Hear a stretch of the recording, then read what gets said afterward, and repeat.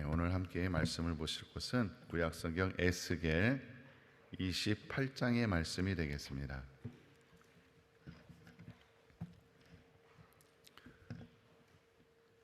구약성경 에스겔 28장의 말씀 한 절씩 교독하십니다. 여호와의 말씀이 또 내게 임하여 가라사대, 인자야 너는 두로 왕에게 이르기를, 주 여호와의 말씀에 내 마음이 교만하여 말하기를, 나는 신이라 내가 하나님의 자리 곧 바다 중심에 앉았다 하도다. 내 마음이 하나님의 마음 같은 채 할지라도 너는 사람이요 신이 아니오늘. 내가 다니엘보다 지혜로워서 은밀한 것을 깨닫지 못할 것이 없다 하고 내 지혜와 총명으로 재물을 얻었으며 금 은을 곳간에 저축하였으며 내 큰 지혜와 장사함으로 재물을 더하고 그 재물로 인하여 내 마음이 교만하였도다. 그러므로 나 주 여호와가 말하노라. 내 마음이 하나님의 마음 같은 채 하였으니 그런즉 내가 외인 곧 열국에 강포한 자를 거느리고 와서 너를 치리니 그들이 칼을 빼어 내 지혜의 아름다운 것을 치며 내 영화를 더럽히며 또 너를 구덩이에 빠뜨려서 너로 바다 가운데서 살육을 당한 자의 죽음같이 바다 중심에서 죽게 할지라. 너를 살육하는 자 앞에서 내가 그래도 말하기를 내가 하나님이라 하겠느냐. 너를 치는 자의 수중에서 사람뿐이요 신이 아니라 내가 외인의 손에서 죽기를 할례 받지 않은 자의 죽음같이 하리니 내가 말하였음이니라. 나 주 여호와의 말이니라 하셨다 하라. 여호와의 말씀이 또 내게 임하여 가라사대, 인자야 두로 왕을 위하여 애가를 지어 그에게 이르기를, 주 여호와의 말씀에 너는 완전한 인이었고 지혜가 충족하며 온전히 아름다웠도다. 내가 옛적에 하나님의 동산 에덴에 있어서 각종 보석 곧 홍보석과 황보석과 금강석과 황옥과 홍만호와 창옥과 청보석과 남보석과 홍옥과 황금으로 단장하였으며 내가 지음을 받던 날에 너를 위하여 소고와 비파가 예비되었었도다. 너는 기름 부음을 받은 덮는 그룹이며 내가 너를 세우매 내가 하나님의 성산에 있어서 화강석 사이에 왕래하였었도다. 내가 지음을 받던 날로부터 내 모든 길에 완전하더니 마침내 불의가 드러났도다. 내 무역이 풍성함으로 내 가운데 강포가 가득하여 내가 범죄하였도다. 너 덮는 그룹아, 그러므로 내가 너를 더럽게 여겨 하나님의 산에서 쫓아내었고 화강석 사이에서 멸하였도다. 내가 아름다움으로 마음이 교만하였으며 내가 영화로움으로 내 지혜를 더럽혔으며 내가 너를 땅에 던져 열왕 앞에 두어 그들의 구경거리가 되게 하였도다. 내가 죄악이 많고 무역이 불의함으로 내 모든 성소를 더럽혔으며 내가 내 가운데서 불을 내어 너를 사르게 하고 너를 목도하는 모든 자 앞에서 너로 땅 위에 죄가 되게 하였도다. 만민 중에 너를 아는 자가 너로 인하여 다 놀랄 것이며 내가 경계거리가 되고 내가 영원히 다시 잊지 못하리로다 하셨다 하라. 여호와의 말씀이 또 내게 임하여 가라사대, 인자야 너는 낯을 시돈으로 향하고 그를 쳐서 예언하라. 너는 이르기를, 주 여호와의 말씀에 시돈아 내가 너를 대적하나니 내 가운데에서 내 영광이 나타나리라 하셨다 하라. 내가 그 가운데에서 국문을 행하여 내 거룩함을 나타낼 때에 무리가 나를 여호와인 줄 알지라. 내가 그에게 연병을 보내며 그의 거리에 피가 흐르게 하리니 사방에서 오는 칼에 상한 자가 그 가운데 엎드러질 것인즉 무리가 나를 여호와인 줄 알겠고 이스라엘 족속에게는 그 사면에서 그들을 멸시하는 자 중에 찌르는 가시와 아프게 하는 가시가 다시는 없으리니 그들이 나를 주 여호와인 줄 알리라.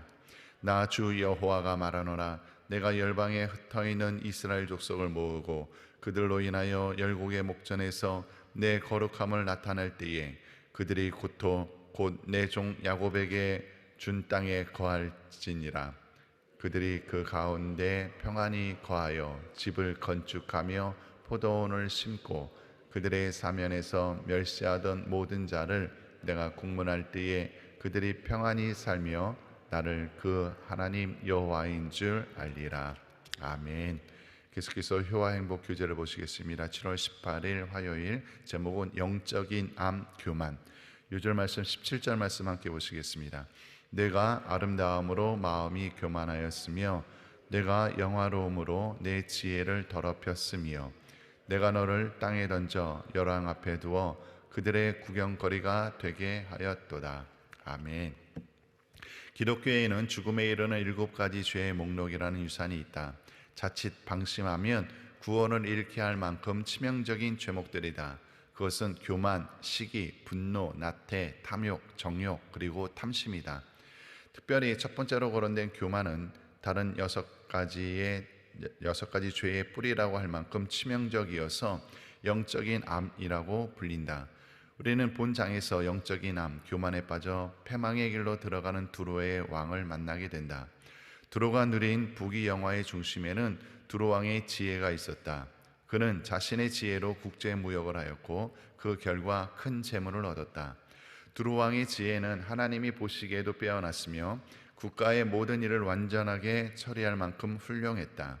그래서 두로 왕은 하나님이 지으신 에덴 동산의 아름다움처럼 온갖 부귀영화를 누렸다.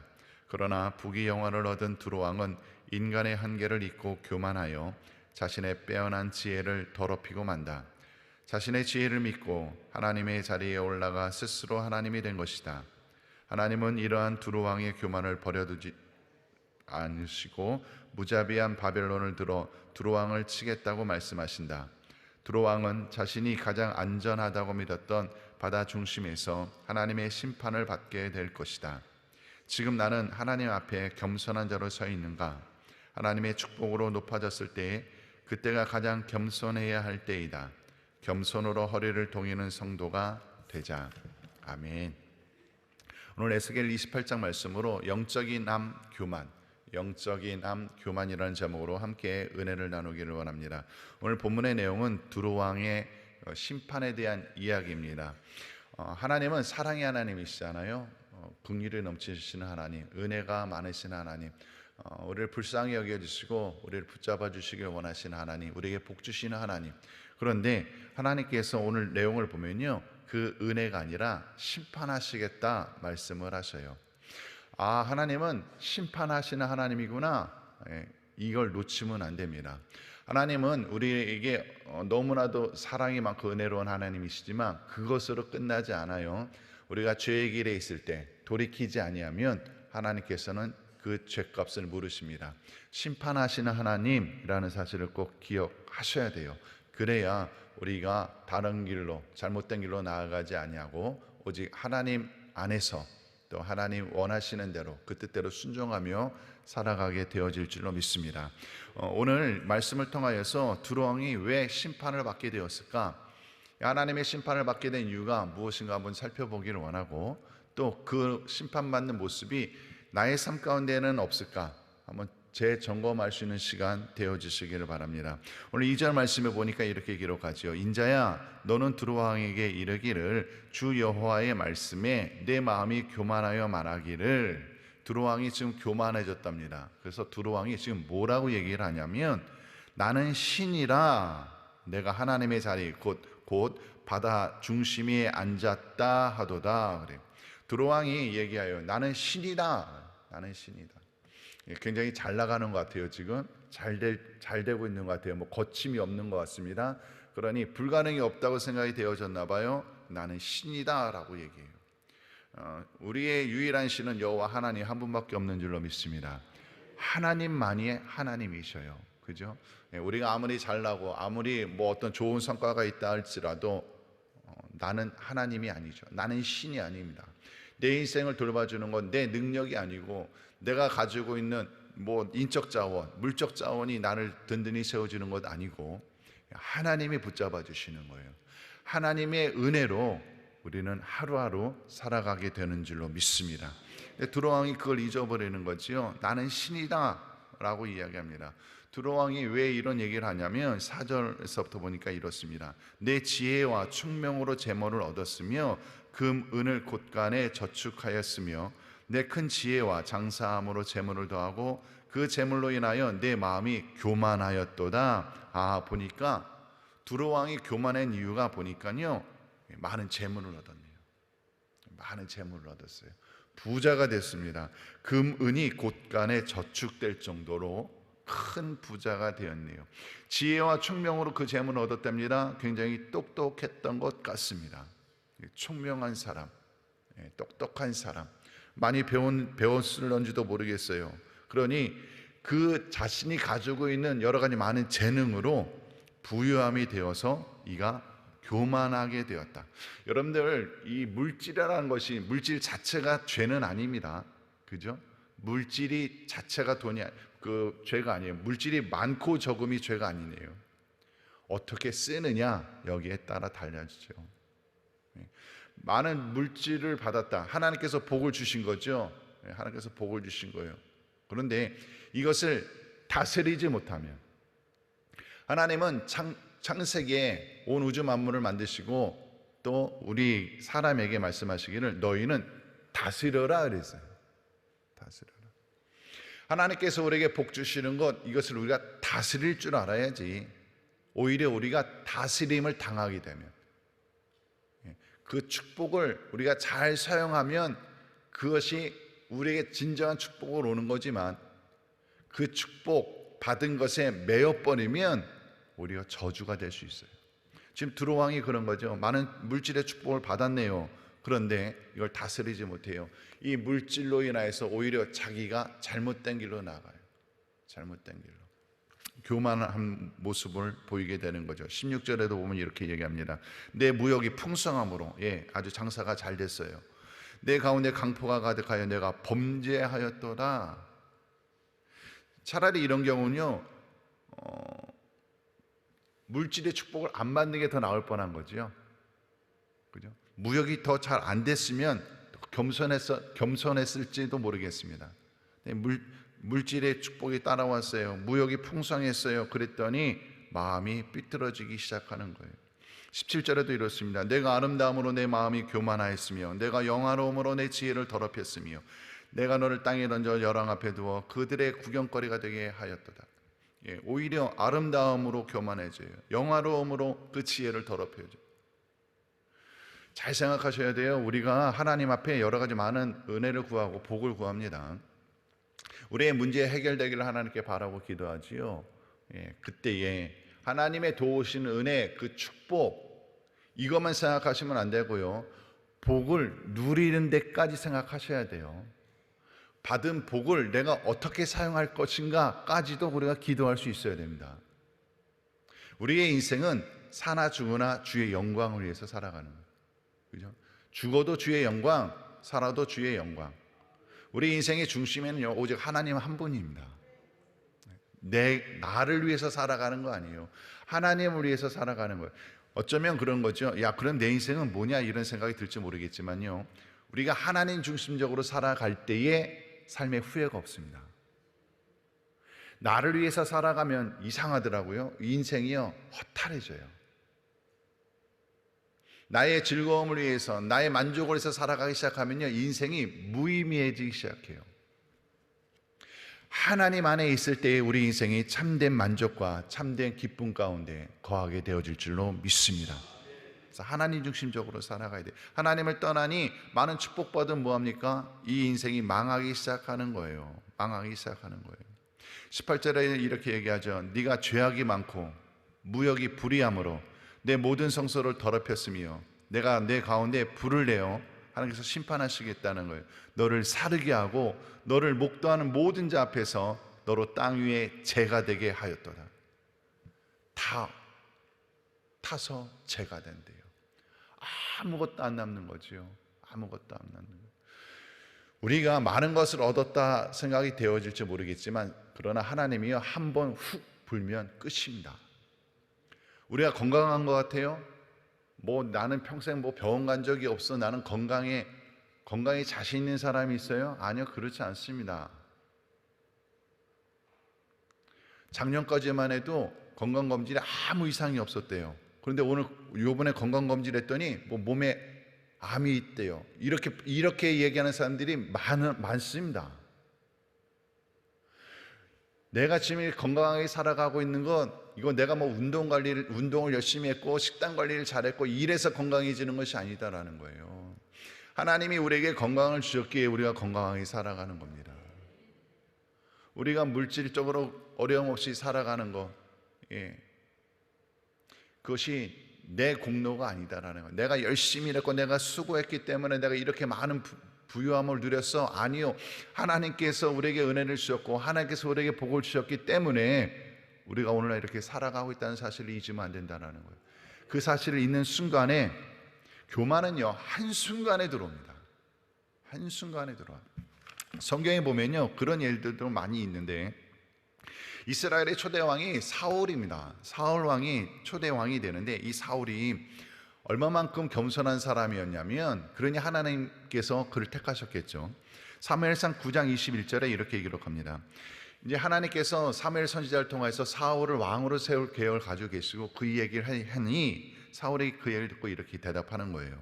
사울이 대답하여 가로되 나는 이스라엘 지파의 가장 작은 지파 베냐민 사람이 아니오며 나의 가족은 베냐민 지파 모든 가족 중에 가장 미약하지 아니하니까 이래요. 엄청 겸손하죠. 엄청 겸손하죠. 하나님께서 그를 왕으로 이스라엘의 초대왕으로 세우려고 할 때 좀 우쭐할 수 있잖아요. 그래요? 제가 그 정도나 이렇게 됐군요. 하나님께 인정받을 정도였군요. 이게 없어요. 저는 미약한 자 중에 가장 미약한 자인데 어떻게 제가 왕의 자리에 오를 수 있겠습니까? 정말 너무너무 겸손한 모습. 그런데 이 사울 왕이 이 겸손한 모습을 끝까지 가지 않아요. 이가 왕위에 오르고 난 다음에 얼마 후에 블레셋과 전쟁을 하는데, 이때에는 왕은 나라를 다스리며 제사장은 하나님 앞에 제사를 드리는 임무를 했단 말입니다. 왕이 제사를 드리지 못해요. 겸하여 할 수 없습니다. 이게 하나님의 법이었어요. 그런데 블레셋과의 전쟁하는데 사무엘이 보이지 않는 거예요. 전쟁을 하고 나서 나가 싸워야 되는데 사울 왕이 볼 때 답답해지는 거죠. 사무엘이 보이지 않으니 하나님께 제사 드릴 수 없고, 그래서 블레셋과 전쟁할 수가 없는 거예요. 시간이 흘러가는데 이렇게 가만히 보니까 백성들이 흩어지기 시작하네요. 그러니까 사울 왕이 초조해지기 시작하는 거예요. 그래서 결국 자기가 사무엘 대신 자격도 없으면서 하나님 앞에 제사를 드립니다. 사울 왕은 그런 생각이죠. 그냥 누가 드리면 어때? 그냥 제사 드리면 되지. 제사장이 없는데 어떻게? 자꾸 백성들은 흩어지고 있는데, 내게서 멀어지고 있는데. 이것은요, 지금 예배를 드리는 목적이 하나님께 영광, 하나님을 위해서가 아니라, 하나님을 의지하고 이것이 아니라 자기 왕권 유지하려고 하는 거죠. 흩어지는 백성들을 다시 모으려고 하는 거예요. 자기의 나라, 자기가 임금인, 자기가 왕이니 자기의 나라를 지키려고, 자기 중심입니다. 여기 하나님이 없습니다. 하나님보다 자기 자신이 더 중요해지는 모습을 보이고 있는 거죠. 사울 왕이 이렇게 변해요. 결국 어떻게 되는지 아십니까? 사무엘상 31장에 보면 또 블레셋과의 전쟁인데 이때 스스로 목숨을 끊습니다. 교만한 인생, 하나님을 떠난 인생의 결과가 좋을 수 없다라는 거예요. 다윗 왕도 마찬가지지요. 다윗 하나님께 인정받아서 사울 왕 다음으로 이제 이스라엘 두 번째 왕이 되었습니다. 다윗이 하나님께서 함께 하셔서 전쟁하는 것마다 다 이겼어요. 승승장구했습니다. 모든 전쟁에서 다 승리해서 온 국민의 마음이 다 다윗에게로 임했죠. 얼마나 많은 축복을 받은 겁니까? 근데 다윗이 교만해지기 시작하는 거예요. 자신이 전쟁에서 승리할 수 있었던 것은 100% 하나님의 은혜인데, 하나님이 대신 싸워준 거거든요. 자신이 능력이 있어서 승리하는 것이 아니었습니다. 근데 교만해지는 거죠. 우리나라 백성 인구가 얼마나 될까? 인구조사를 하는데, 이 인구조사 사무엘하 25장에 나오는데, 이 인구조사를 하는 이유는 뭐냐면 우리나라 백성이 몇 명일까? 이것이 단순히 그것이 아니라요, 군사가 몇 명이나 될까? 이거 계산하는 거예요. 왜? 군사가 있으면 더 왕권 강화, 더 힘 있는 나라가 되어서, 부강한 나라가 되어서 내가 어느 나라하고 싸워도 난 지지 않을 자신이 있어, 뭐 이런 거 세워나가는 거지요. 순간 하나님을 놓칩니다. 순간 하나님을 놓쳐요. 하나님의 은혜로 살아왔는데, 아니 자신의 공로로 살아온 줄 알아요. 이 일로 인하여서요, 온 나라에 온역의 징벌이 생기고요, 7만 명이나 죽습니다. 여러분들, 우리가 이 땅의 삶을 살아가면서 교만해지시면 안 돼요.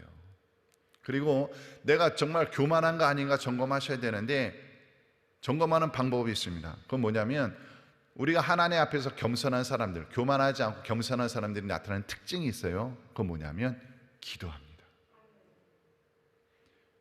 교만한 사람들은 기도하지 않아요. 왜? 자신의 힘으로 하면 된다고 생각하니까. 그러나 겸손한 사람들은 연약하고 부족하다고 생각하기 때문에 하나님을 의지할 수밖에 없습니다. 그래서 기도해요. 겸손한 사람은요, 하나님 앞에 감사하며 살아가요. 나에게 주어진 상황 가운데에서 내가 불평하지 않습니다. 내 마음대로 내 뜻대로 되지 않는다고 해서 내가 불평하지 않습니다. 왜냐하면 우리의 인생의 주인은 하나님이시기 때문에 하나님께 모든 것을 맡기고 살아가므로, 그리고 하나님께서는 우리에게 가장 좋은 거 주시는 내 아버지 되신다는 그 믿음이 있기 때문에 우리는 얼마든지 감사할 수 있어요. 혹시 요즘 내 마음 가운데 감사가 떠나고 불평불만이 자주 나오시는 분들이 있습니까? 오늘 시간에 회개하시고 다시 내가 하나님 앞에 겸손함으로 살아갈 수 있기를 바랍니다. 겸손한 사람은 또한 그래서 찬양을 해요. 하나님께 늘 할렐루야 감사하며 찬양합니다.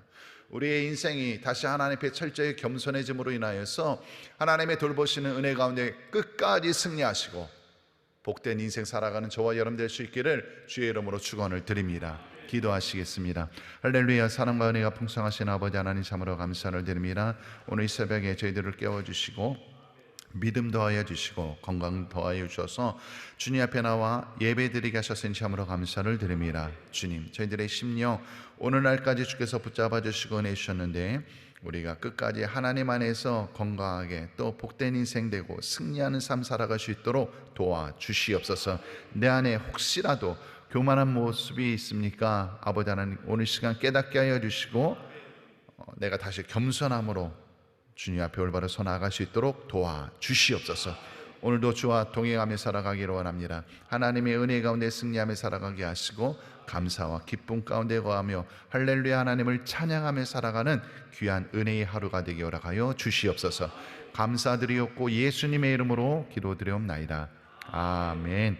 다 같이 주기도문으로 예배를 마칩니다. 하늘에 계신 우리 아버지여, 이름이 거룩히 여김을 받으시오며 나라의 임하옵시며 뜻이 하늘에서 이룬 것 같이 땅에서도 이루어지리이다. 오늘날 우리에게 일용할 양식을 주옵시고 우리가 우리에게 죄 지은 자를 사하여 준 것 같이 우리 죄를 사하여 주옵시고 우리를 시험에 들게 하지 마옵시고 다만 악에서 구하옵소서. 대개 나라와 권세와 영광이 아버지께 영원히 있사옵나이다. 아멘.